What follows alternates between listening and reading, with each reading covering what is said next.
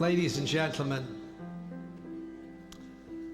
as I look at the audience from this perspective, I recognize that this is a very humbling experience. I do not accept this tribute in behalf of myself, but I accept this tribute in behalf of each and every one of you.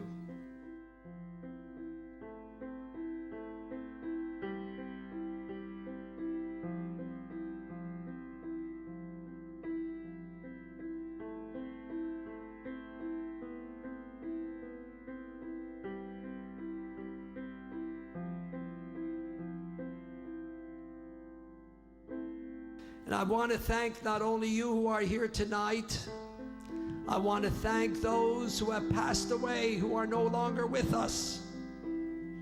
Very special people. They knew what it is to be a member of a congregation. I was the heir to that generation. And those elders transmitted it to their children. I don't know how successful you are in transmitting it to your children. That is the major challenge.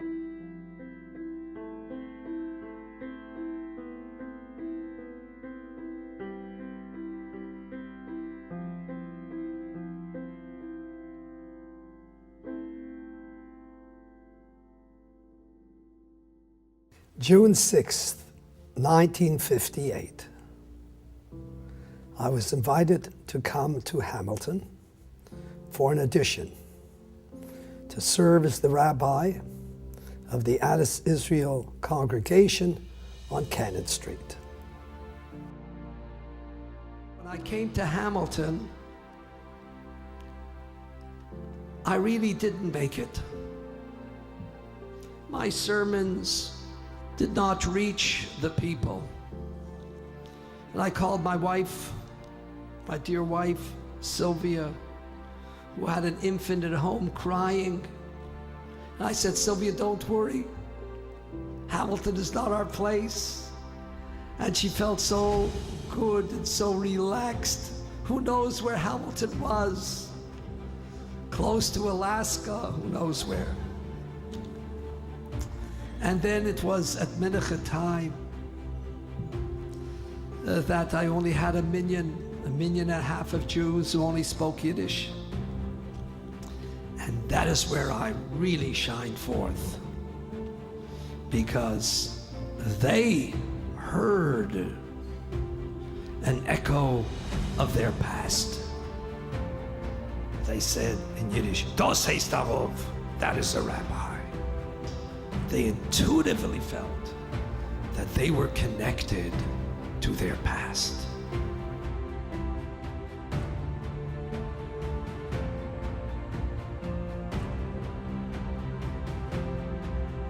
I had an interview with Max Hoffman Olav Shalom. And what impressed me most, that he had a vision of building the most beautiful edifice for a holy place of worship. We did not have that type of wealth to build this magnificent congregation. But I went to see a bank manager, and I told him that we'd like to borrow $500,000.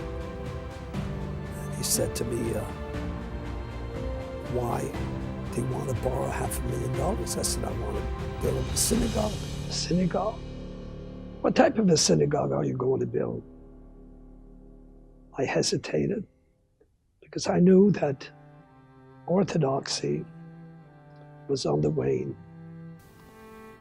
So he said to me, excuse me. So I blurted out, Orthodox. He put his head in his hand, and a number of seconds passed, but I thought it was like hours. And he said, I will help you. I was born in Timmins. My home was burned down. And in this fire. I lost my father, and my mother was left a widow with 6 little children. There was a general store in Timmins owned by an Orthodox Jew. He called in my mother, and he said, as long as I have this general store, you'll have food for your children and clothes for them to wear. 50 years have passed, and he said to me, now I can help you.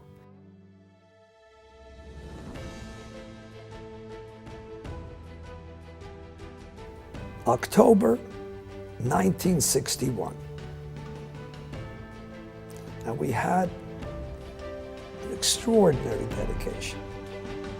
That dedication for the synagogue, we had the greatest cantor of that age, Cantor Kusavitsky. We had the president of Yeshiva University present. We had Mr. Alan Bronfman from Montreal. He was honored as the guest speaker because he put in a good word for us at the Royal Bank, so we got a mortgage. If I have achieved anything in my life, it is because I stood on the shoulders of the Addis Israel congregation.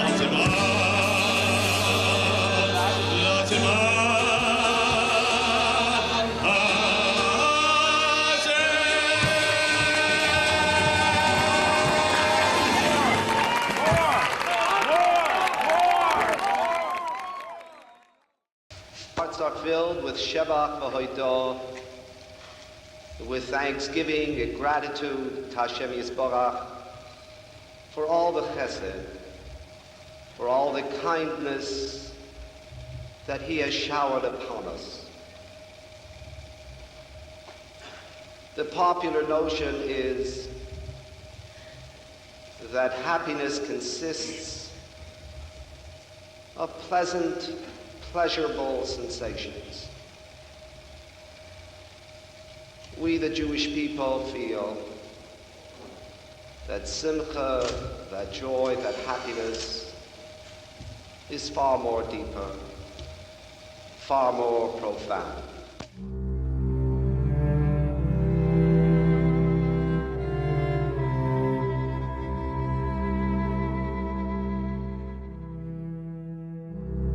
God particularly must be very sensitive to all the praises that he receives, and that he shouldn't take it too seriously.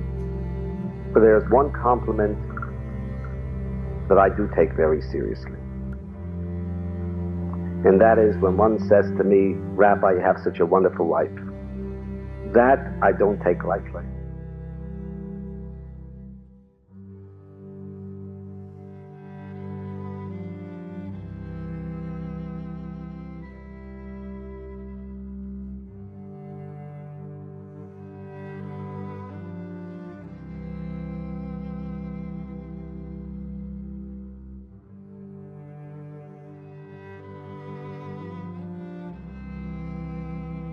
Tonight, I join you in paying tribute to my wife, Sylvia.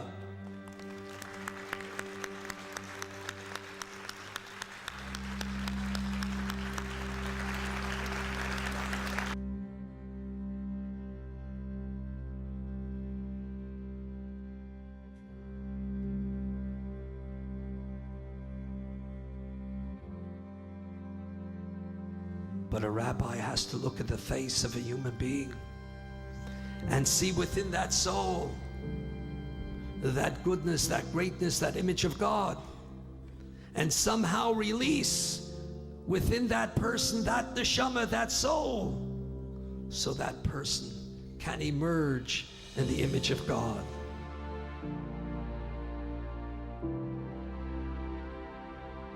When the people saw that Moshe tarried in descending from the mountain, and according to the calculations of the people, he tarried there for 1 day. And in 1 day, the whole world radically changed. I say to you how important 1 day is. You have to capture the opportunity when the opportunity affords itself, and capturing the future. For we who preceded you assisted for your future achievements and successes. Our heritage is so sacred and so profound and so rich that you have a very special mission to convey it and transmit it to the next generation.